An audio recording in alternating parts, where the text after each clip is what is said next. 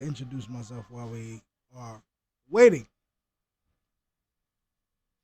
What it do, ladies and gentlemen? It's your boy Key, and we got them reactions to do.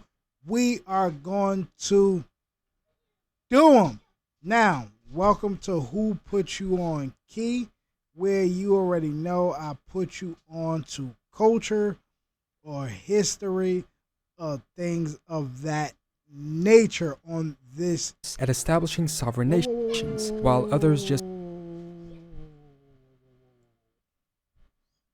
okay. Anyway, I put you on to things from this channel. Did I say it right?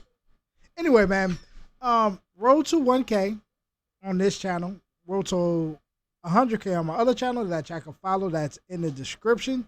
You already know I do music reactions. If you are just new and never seen me before, I do music reactions. Just get me the 5,000 and I will be dropping more reactions.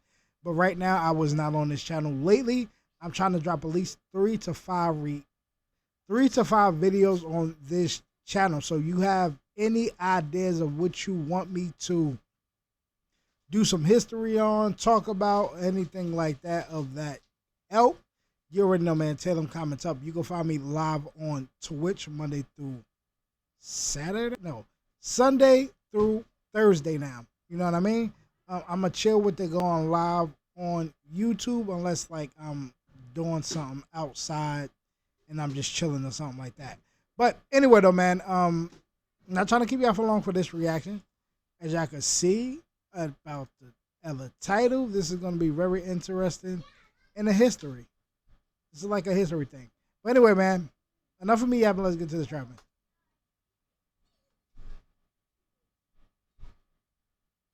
See Shirley in the back wilding. Oh snap! I think I messed up. There we go. exist. I've maybe even mentioned a few that I will here, but I've never done it regarding one specific region / current And shout out to this channel, man. I messed this channel heavy. country, and that's what we're going to do in this video. Understanding which countries used to exist in the area where the United States now are, why they were created, and why they were eventually destroyed. If the video does well, I can do this for other countries as well. There were at least 12 to 13 countries that used to exist in the current territory of the United States. Some were incorporated as states, others were simply taken and destroyed, some were of native nations, others of colonizers, and some were serious attempts at establishing sovereign nations, while others just lasted for a couple of months as a consequence of some historic event. So let's first list out which these temporary countries were. They were the Vermont Republic, Deseret, the state of Muskogee, the republics of East Florida, West Florida, and the Floridas, the Iroquois Confederacy, the Cherokee Nation, the Republic of the Indian Stream, the Republic of Texas, the California Republic, the Great Republic of the Rough and Ready, and the Kingdom of Hawaii. First, the Vermont Republic, which existed between 1777 and 1791. The state was founded when delegates from 28 towns met and declared independence from the jurisdictions and land claims of the British colonies of Quebec, New Hampshire, and New York, due to the dissatisfaction regarding the way they were ruled by the British. It was never recognized by any other nation, but they even had their own currency, the Vermont copper, known as the Vermont Republic, but initially as the Republic of New Connecticut or the Republic of the Green Mountains. The US didn't recognize their independence either because of some territorial disputes they had with New York. Then they tried to join Quebec, which the British accepted and were willing to reward generously, but as the British began to lose the fight against the US in the American Revolutionary War, they ended the negotiations with the British and instead began them with the Americans to be able to join the Union. And in fact, their proximity with the American Revolution was big. Their flag is said to have been used by the Green Mountain Boys, a militia force from Vermont that supported the New Hampshire claims and fought against the British. In 1791, it was admitted into the United States as the state of Vermont, with the constitution and laws of the independent state continuing in effect after admission. Next, Deseret, which which could briefly call itself a country from 1849 to 1850. But the purpose of its creators wasn't to be a country, but rather a state recognized by the US. When Mormon pioneers settled in the area in 1847, it was a part of Mexico. Initially, the local church leader intended to apply for status as a territory or state. The proposal encompassed nearly all of present-day Utah and Nevada, large portions of California and Arizona, and parts of Colorado, New Mexico, Wyoming,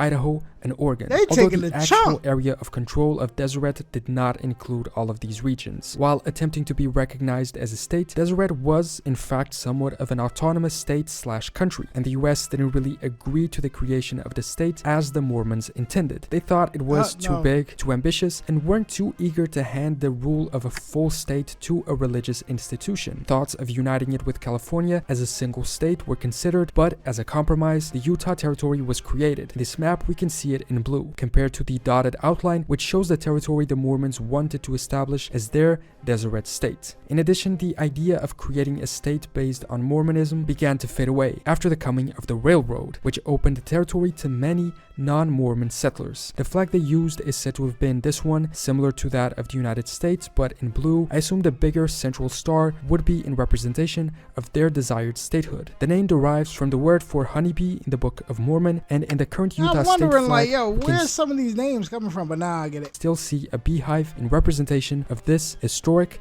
temporary state. Before we keep going with the video, a quick message from sponsor and friend of the channel, Blinkist. Blinkist is one of the best apps that exists, honestly, and you can use it to quickly read or listen to books. They know that one of the biggest issues people face when wanting to read or % discount if you choose to keep your membership after that. Now back to the video. Muskogee had a little bit of a longer lifespan during 4 years, 1799 to 1803. The state of Muskogee was a proclaimed sovereign nation located in Florida, founded in 1799 and led by William Augustus Bowles, a loyalist veteran of the American Revolutionary War who fought along the British and then lived among the Muskogee and envisioned uniting the American natives of the Southeast into a single nation.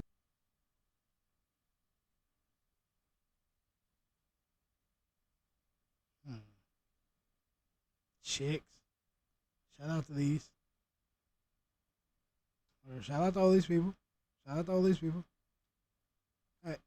That could resist the expansion of the United States. And remaining a close ally to the British, he envisioned his state as eventually growing to encompass other tribes like the Cherokee, the Upper and Lower Creeks, the Choctaw, and the Chickasaw in parts of present-day Georgia and Alabama. Initially, he had the support of the British, who wanted to cause as many inconveniences to the Americans as possible, but this support quickly faded away, and the state had to face the opposition of both the US and Spain. Eventually, the founder was captured by Spain and their military forces defeated by the US, and so the idea of creating a new nation in this area was also destroyed. East Florida, West Florida, and the Republic of the Floridas were located in roughly the same areas, but in different years, as we will see. West Florida was a short-lived republic in the western region of Spanish West Florida for just over 2.5 months during 1810. It was a territory ruled by many countries, starting with the French, the Spanish, the British, and then the Spanish again, changing hands a bunch of times, and essentially the issue was that the Americans argued the territory was included in the Louisiana Purchase, while the Spanish said that it wasn't, as they had recovered it from the French. I knew it was going to be money. There was a big influx of Americans into West Florida in the early years of the 19th century, many of which were land speculators, eager to profit should the territory join the US. And so, a revolt took place, which overthrew Spanish control, although the real estate was only one of the reasons among dissatisfaction towards Spanish rule. But even then, support... Bro, we never bring this up as far as like Americans, bro. Like, niggas was murky niggas. And these same niggas that was murky niggas made some of these laws that still stand today. Why we don't bring these up? Well, some people do, but why we don't bring these things up? You know what I mean? But anyway, I don't want to get too deep though. That's another conversation for another day. Support was far from unanimous, and there were competing pro-Spanish, pro-American, and pro-independence factions. The United States didn't recognize the independence of West Florida, and President James Madison proclaimed that the United States should take possession of it on the basis that it was, in fact, part of the Louisiana Purchase, and that is what ended up happening, ending the prospects of an independent nation. Then East Florida, which existed in 1812. The Republic of East Florida was a republic declared by insurgents against the Spanish rule of precisely destroy East Florida, most of whom were apparently from Georgia. In fact, it seems they wanted neither independence nor statehood and simply full-on annexation by the US, perhaps as a part of the state of Georgia itself. Initially, they were under a mission commissioned by President James Madison, who wanted them to acquire East Florida, but he wished to do so diplomatically. However, many of those who undertook the mission refused and moved on with the rebellion, which went against the desires of the American president. Their flag was white with a blue soldier on it, charging with a bayonet. Beneath him was the Latin motto, Salus Populi Lex Suprema, the safety of the people, the supreme law. But while the US wanted Florida, it didn't want it like this, and so these Georgian insurgents were defeated by the US military itself, who returned the territory to the Spanish. However, they did eventually get Florida, which became a part of the Union in 1845. The Republic of the Floridas was another short-lived country in the area from June to December 1817 to establish an independent Florida, at the time still a Spanish territory. The use of plural was to refer to the inclusion of both East and West Florida, which we just saw were separated at the time. It was led by Gregor MacGregor, a Scottish military adventurer who some say was commissioned by Simón Bolívar, who led revolts of the Spanish colonies in America to capture Florida from Spain. But the only area they ever conquered was Amelia Island, raising the Green Cross flag over the Spanish fort San Carlos. But while they rebelled from the Spanish, it was the US who defeated them, fearing they would be a danger. And so, President Monroe ordered the US Navy to put an end to it. Then the Iroquois Confederacy. The Iroquois Confederacy is believed to have been founded by the Great Peacemaker at an unknown date, estimated between 1450 and 1660, bringing together 5 distinct nations in the southern Great Lakes area. That's before anybody came over, but that's a different conversation. That's a different conversation. Anyway, there wasn't a main national identity, as each territory had, for instance, its own language, but they shared a common native identity, I guess. Essentially a confederation of 5 tribes which joined each other into somewhat of a country. From east to west, the league was composed of the Mohawk, the Oneida, the Onondaga, the Cayuga, and the Seneca nations. In 1722, the Tuscarora also joined, and the confederacy became known as the Six Nations. French, Dutch, and English colonists recognized a need to gain favor with the Iroquois people, who occupied a significant portion of land west of the colonial settlements. They were important, powerful, and so recognized as such. The Iroquois remained a large politically united Native American country until the American Revolution. At this time, they became divided. 2 of the nations, the Oneida and the Tuscarora, chose to side with the Americans, while the other nations, including the Mohawk, fought with the British. After the US won, the British ceded Iroquois territory without consulting them, and many Iroquois had to abandon their lands and relocate to Canada, and the country was therefore effectively destroyed, with its land becoming a part of the newly independent United States. Another native country was the Cherokee Nation from 1794 to 1907. It was a legal, recognized, autonomous tribal government in North America. I couldn't find much information about how or why this specific state was established by the Cherokee natives, but during the late 20th century, the Cherokee people reorganized, instituting a government with sovereign jurisdiction. It was disbanded after its land rights had been extinguished prior to the admission of Oklahoma as a state, and so we understand that it was located around this area, as we can see on the map. In the late 19th century, Congress passed the Dawes Act, intended to promote assimilation and extinguish Indian governments and land claims in preparation.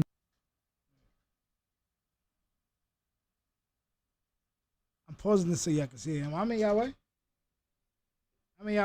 I should be out your way, right? Oh, damn. I'm all in your way. Hold on. Wrong way.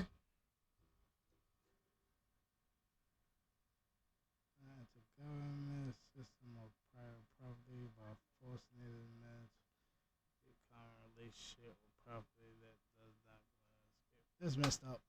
For the admission of Oklahoma as a state in 1907. Moving on to a cool one that I didn't know existed, the Republic of Indian Stream, which existed from 1832 to 1835. It was an unrecognized republic in North America along the section of the border that divides the current Canadian province of Quebec from the US state of New Hampshire. We can see it here on this map in green. Its establishment as an independent nation was essentially the result of the ambiguous boundary between the United States and British Lower Canada as defined in the 1783 Treaty of Paris. The treaty didn't specify what the boundary was, and so the area was not definitely under the jurisdiction of either the United States or Canada. And so the people who lived there became saturated and tired of the uncertainty, and at one point decided to rule themselves until the issue. like this is some of the stuff I be reading, but it's like I do want to be talking about some of these things, but it's like I don't feel like going back and forth with a lot of people. You get what I'm saying? But anyway. Was resolved. Their Declaration of Independence read, "The people inhabiting the territory mutually agree to form themselves into a free, sovereign, and independent state until such time as we can ascertain to what government we properly belong." Eventually, it was annexed by New Hampshire, and as far as I know, there was no flag, as there was really no national identity to represent, and independence was just a temporary need by the locals. Moving on to two republics that most people already know about and are aware were independent, Texas and California, which both broke away from Mexican rule. Beginning with Texas. Texas was independent from 1836 to 1846, 10 years, much longer than most on this list, save the native ones. Just before its independence, Texas was still a part of Mexico. However, the people that lived there were mostly American settlers, outnumbering the Mexicans by many. Tensions began to rise as talk of secession was heard, and the Mexican state began being more and more military present, which led to an escalation of the situation. Hostilities broke out in 1835 with the Battle of Gonzales, and in 1836, independence was declared and conquered, despite the Mexicans never recognizing it. Internal politics of the republic were divided between two factions.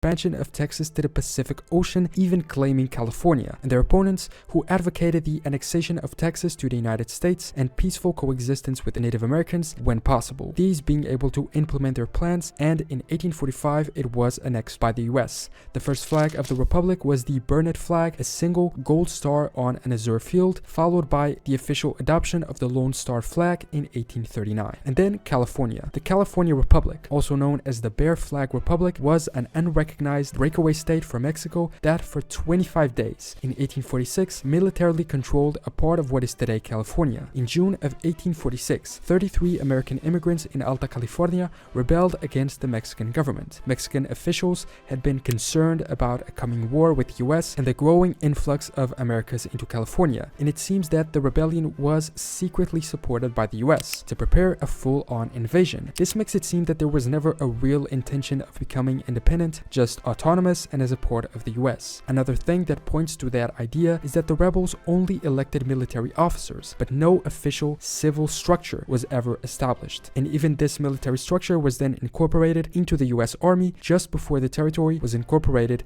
into the United States. Their flag featured a silhouette of a California grizzly bear, which became known as the Bear Flag, and was later the basis for the official state flag of California, which still has on it the text saying California Republic. The one with one of the weirdest names I've seen was the Great Republic of the Rough and Ready, which existed in the year of 1850, essentially a single town in California that seeked to be independent. Their name comes from a mining company originating from Wisconsin but present in California due to the gold rush. The company was known as the Rough and Ready Company, named after General Zachary Taylor, whose nickname was precisely Old Rough and Ready, and he had recently been elected the 12th President of the United States. The leader of the company had served under Taylor in a war in 1832 and therefore named it after him. The town declared its secession from the Union as the Great Republic of Rough and Ready on the 7th of April of 1850, largely to avoid mining taxes, but it voted to rejoin the Union less than 3 months later. Their flag wasn't too original, just a dark blue field with its name written on it. And finally, the Kingdom of Hawaii. The Hawaiian Kingdom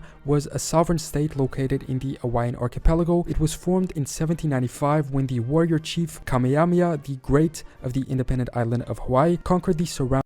This nigga probably my cousin. Look at that complexion.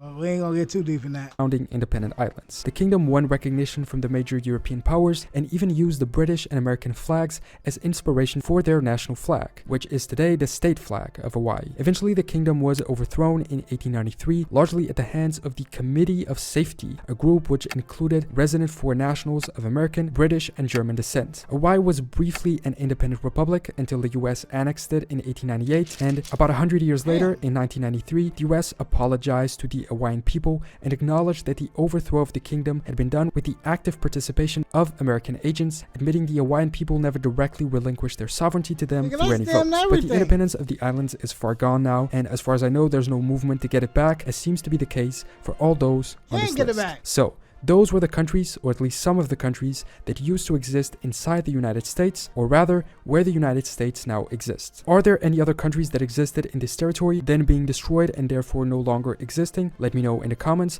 along with any corrections of mistakes you may have noticed, additional information you might have, or just your general opinion. Thank you for 600,000 subscribers. Remember to subscribe as well if you want to and haven't yet, and I will see you next time for more general knowledge. Bro, definitely salute, man. Let me like this. To this channel. A lot of knowledge that was given right there. I'm not gonna say much. There was also let's see.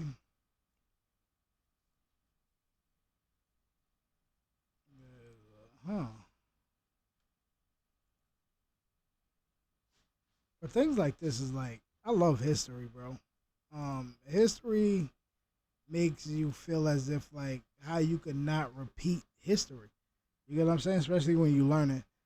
I would say a lot of things, but we are not here for that. We are just here mostly just to react and to review and kind of react to react to the channel. I don't want to talk about certain things because I don't want to get, deep into that conversation on this, because I do have somewhat of a podcast that's coming out where I will be talking more deeply into a lot of stuff that's something similar to this.